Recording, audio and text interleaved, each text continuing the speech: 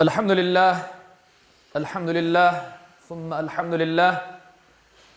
İnnel hamdelellahi nahmeduhu ve nesta'inuhu ve nestağfiruh ve na'udzu billahi min şururi enfusina ve min seyyiati a'malina. Men yehdihillahu fela mudille leh ve men yudlil fela hadiye leh. Neşhedü en la ilahe illallah vahdehu la şerike leh.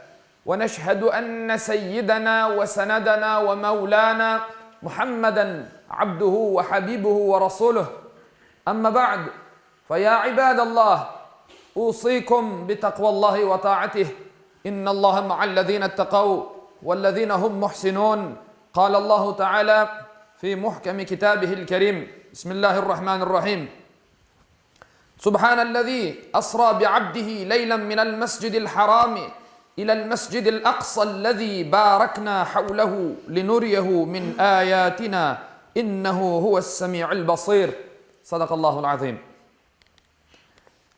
Aziz Müslümanlar, Peygamberler camisi olgan Mescid-i Aksa bütün Müslümanlar için üçüncü mukaddes yerdir. Onun toprakları Allah tarafından bereketli ilan edildi ve bu sebepten adı Kudüs, yani temiz, günahsız ve mukaddes oldu. Kudüs'te yerleşken Mescid-i Aksa, Miraç gecesinde olup geçken vakalar sayesinde Kur'an'da anıldı ve İslam tarihinde müstesna ayrı bir yer kazandı. İsra deyip adlandırılgan Peygamberimizin gece yolculuğu Mekke'den Kudüs'e yapıldı. Şu yerde bulungan mescitte Yüce Rabbimiz bütün peygamberlerini toplap Peygamber Efendimiz'ni sallallahu aleyhi ve sellem Efendimiz'ni onlara imam etti. Ve Miraç, yani Peygamberimizin aleyhissalatu vesselam'nın dünyadan semağa, köklerge olgan yolculuğu da Mescid-i Aksa'dan başladı. Üç semavi dinin beşiği ve birçok peygamberlerin vatanı olgan Kudüs'ün toprakları 20. asırda zulüm ve haksızlıklarga uğradı. Sevgili Peygamber Efendimiz aleyhissalatu vesselam bir hadis-i şerifinde şöyle buyurdu. Ümmetimden bir kısım hakikat üzere olup düşmanlarına galip gelecekler. Başlarına gelgen sıkıntılardan tış düşmanları onlarga zarar getirip olamayacaklar. Allah'ın emrinin kıyametke kadar bu alda olacaklar de buyura Peygamber Efendimiz aleyhissalatu vesselam. Bunu eşitken bir sahabe o insanlar kayda olacak ey Allah'ın Resulü deyip soradı. Sevgili Peygamberimiz de Beytül Makdis ve etrafında deyip buyurgandır. Kudüs halkı asırlar boyu her türlü baskı, zulüm ve cinayet gördü. Bu halk huzur ve refahını Müslümanların hükümdarlığı zamanında gördü.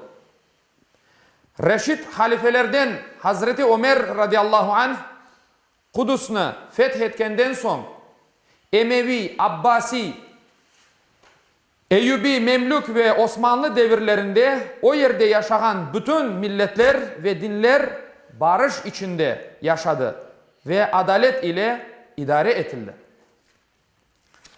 Bütün dinler ve milletler bu zamanlarda farklı güllerden ibaret olan bahçe misali bu diyarda sevinç ve baht gördüler. Kimsenin dini ve milli kıymetleri taptalmadı. İbadetlerine ve mabetlerine, yani ibadet etken yerlerine zarar getirilmedi. Hatta bütün gayrimüslimler, Müslüman olmayanlar bu topraklarda vergisiz yaşadılar. Peygamber Efendimiz aleyhissalatu vesselam bu topraklarının ziyareti ve emniyetini şöyle ifade etkendir. İbadet için 3 mescit ziyaret edilir.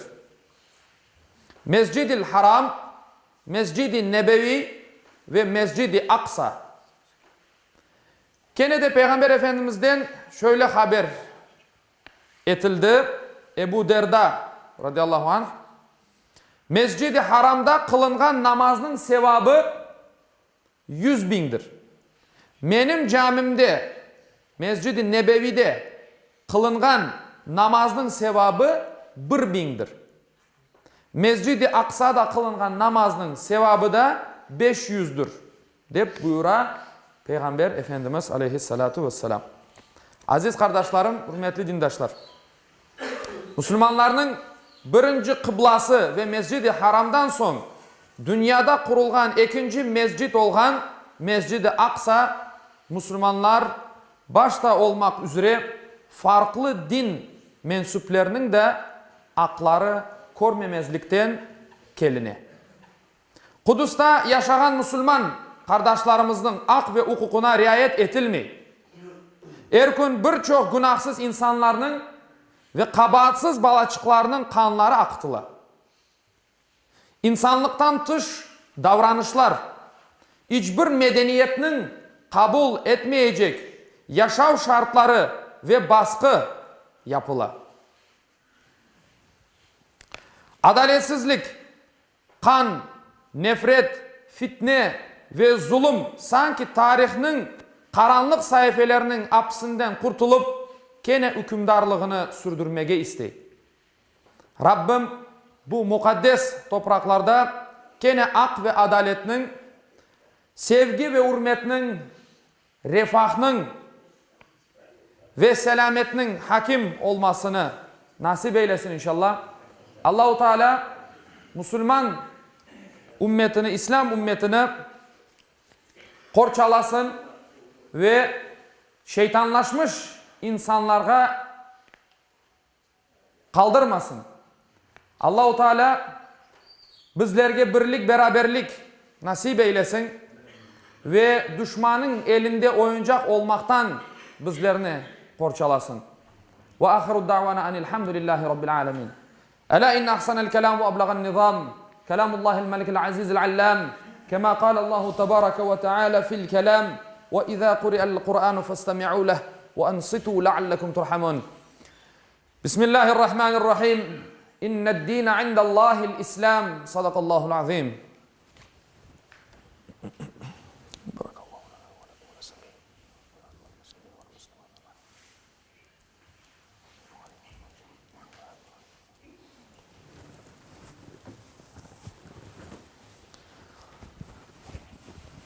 Elhamdülillahi hamdel kamilina, salatu vesselamu ala Resulina Muhammedin ve ala alihi ve sahbihi ecma'in. Ta'zimen li nebiyyihi ve tekrimen li fekhameti şani şerefi safiyh.